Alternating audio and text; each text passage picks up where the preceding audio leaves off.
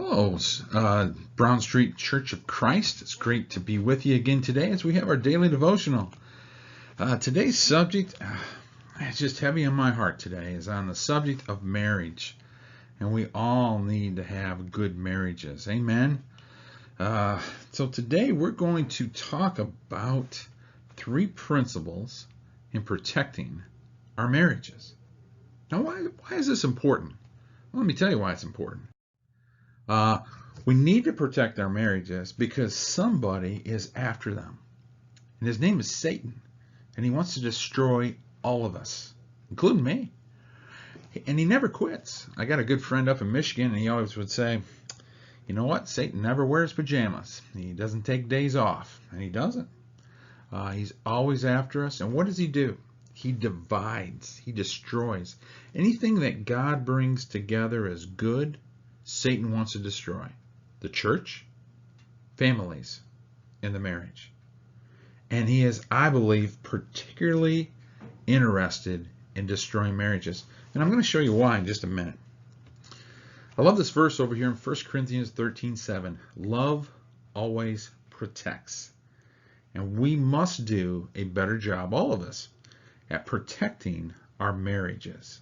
So I hope this is a good reminder for you, as it is a good reminder for me today. All right. So here's principle number 1. The two shall become one.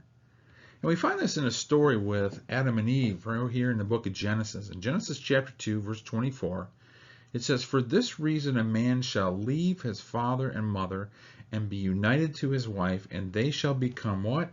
One flesh. So here's God bringing these two people and bringing them into this relationship and bringing them into one. Just like he brings us into his relationship with us, right? So this is so absolutely important. Now let me just say this. Isn't it wonderful to see that?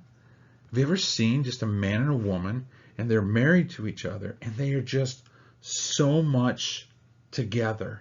They love each other. That doesn't mean they don't have problems. It doesn't mean that they're perfect, but they are so one with each other. It is beautiful, and it's a beautiful design that God has made.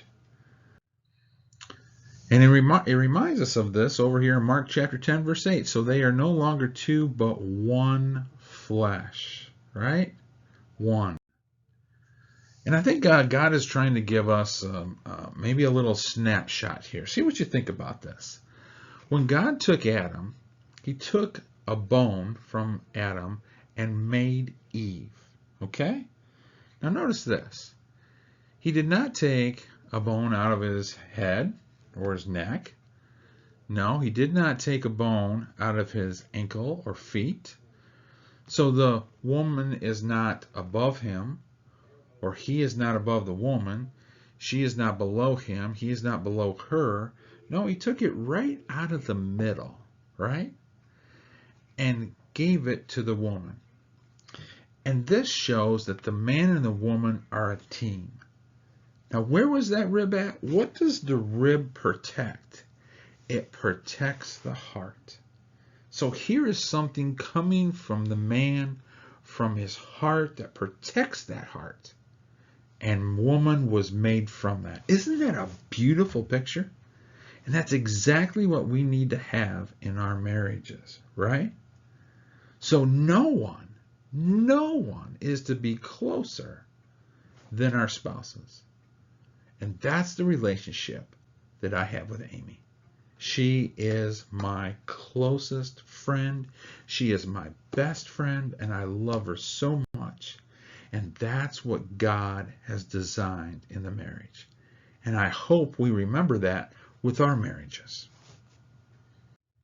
Now, here's principle number 2. God must come first. He absolutely must come first. And you see this over in Ephesians chapter 5, verse 21. Now here Paul is getting ready to talk to the woman in the marriage in the next couple verses. Then he's going to address the man in several other verses. But before he gets to either one of them, watch how he starts out this section. Before I get into the marriage and telling each partner what they're supposed to do, watch the key here. It says submit to one another, right? Now you think about that. How hard is it for us to submit to one another? It's hard, right? It has to take the pride out, right? So what's the motivating factor to get us to submit to one another in any kind of relationship? Out of reverence for Christ. See, if Christ is first in our lives, if he is Lord of our lives and he's guiding our lives, then I'm going to be able to humble myself and submit, both the wife submitting to the husband, both the husband submitting to the wife. That's the key for the rest of these verses here. So please remember that. And I always, when I used to be a preacher, I'm kind of trying to get out of that job these days, but I still do some things like this, and I did a lot of marriage counseling. Still do some. Okay, did a wedding not too long ago, but here we are. I would draw out a triangle. Just sit at my desk with the couple right there and draw out a triangle. And I'd put God at the top. I'd put one spouse over, or one person that's going to get married over here and the other one over here, right? So here's James and here's Amy. Here we are. Now watch what happens. This is a math equation. See if it doesn't work. The closer James gets to God and the closer Amy gets to God, guess what happens? The closer they get to each other. That's the key. God must come first. Now, watch what happens when James gets farther away from God, and watch what happens when Amy gets farther away from God. And you just fill in your names right here. You can put anybody here. They get farther from each other. And it'll happen every time. It's a math equation. 1 plus 2. 1 plus 2. 1 plus 1 equals 2. There we go. Right? It comes out the same every time. So, get closer to God. You'll get closer to each other. If God is left out of the picture, I promise you, the equation will come out every time. You will get farther from each other. God must be first. And then let's talk about the third principle. That God actually has a purpose here. And we see this over in Malachi, where here's Israel, and they've gotten into all kinds of sin. They're getting away from God. And he uses the marriage as an illustration here to show them the picture of the mess that this country has gotten into. Israel. And I guess you could put it in ours too. But watch what he says here. He says, has not the Lord made them one? In flesh and spirit they are his, right? One. And why one? Why were they one? Because he was seeking godly offspring. So guard yourself in the spirit and don't break faith with the wife of your youth. Keep those marriages together. But why? Because God has a purpose, and that purpose is what? He wants godly offspring. Let me just show you a little chart here. Here's James and Amy. Here's our children. We've got Jessica Kimberly. We've got Jill. We've got Jessica Leanne. We have Emily. And we have Zach. There's the kids. Now watch. Some of those kids have had kids. Jessica Kimberly has had Roxy and Riley. Jessica Leanne has had Myra. Jill has had Clara. Emily and Zach are not married yet, but one day they'll probably get married. They'll have children. And then their kids will have children. And their kids will have children. All stemming from James and Amy. But watch, there's somebody else in the picture here. His name is Satan. Now you just think about this. God was after godly offspring.